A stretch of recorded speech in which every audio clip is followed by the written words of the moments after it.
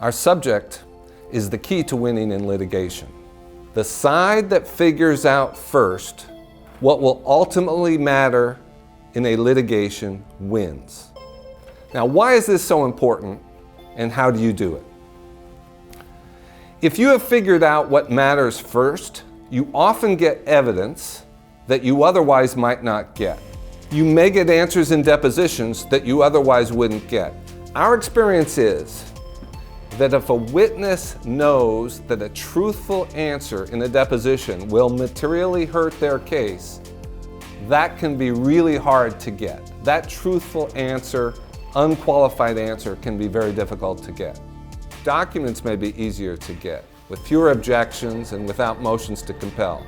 Evidence from third parties may be easier to obtain. Let me give you an example of a recent case we had. In most jurisdictions, the statute of limitations begins to run when the claimant is on notice that they have a claim.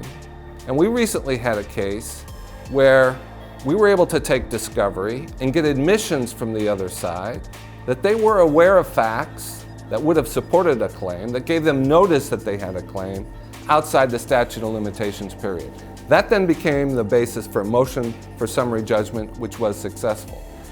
If the other side had realized that giving those admissions about the facts that they were aware of would have supported that summary judgment motion, I'm not sure we would have gotten that evidence. The principle also has application on the defensive side. If you're aware of what ultimately matters, you're going to be able to prepare your witnesses in order to avoid minefields and avoid unwittingly giving up damaging information.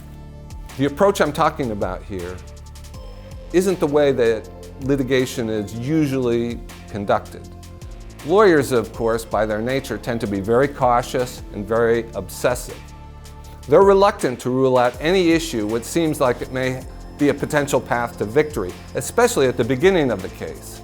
So the tendency from the beginning is cover the waterfront, turn over every stone. Now, to be sure, there's value in this approach, but it comes at a cost.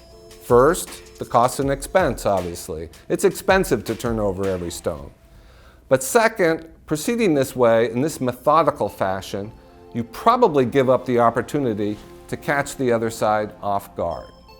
If you're able to figure out what will ultimately matter in the case first, you have the opportunity to exploit this advantage that the superior knowledge gives you by aggressively seizing the initiative in discovery from the very beginning.